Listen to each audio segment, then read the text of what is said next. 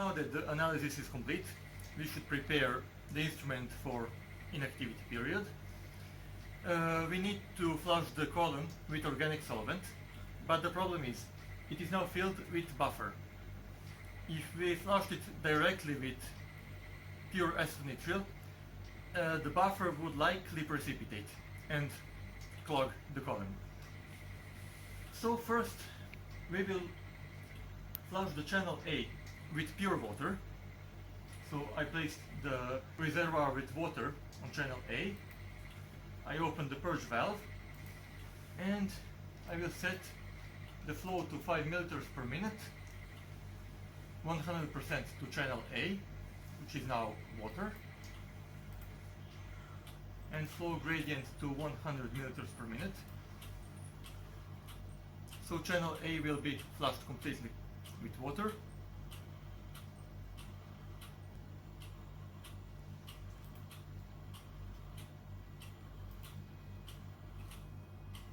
Now we can reduce the flow to that compatible with the column.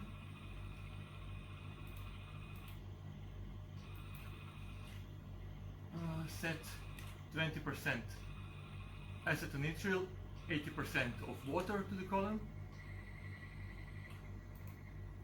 Flow gradient of maybe half a milliliter per minute. We shut down the pump, close the purge valve, and turn the pump on. So now the column will be flushed with 80% water, 20% acetonitrile, which should remove the buffer without precipitation. We cannot use 100% water because our column is not compatible with it. When the column is flushed with aqueous organic phase, we switch to pure organic phase, so 100% acetonitrile.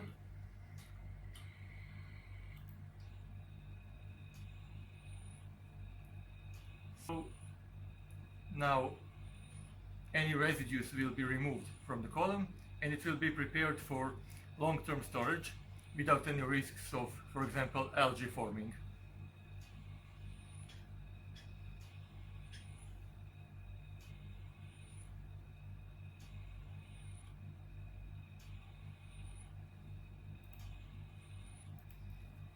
We can actually increase the mobile phase flow to speed up the process, since the pressure is much lower than the maximum allowed.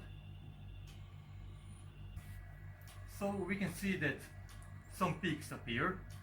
So we had some components from the sample that actually remained on the column, but now when washing with pure organic phase, they are eluted. After the elution is complete, we can also open the purge valve and flush channel A with, for example, isopropanol at maximum flow.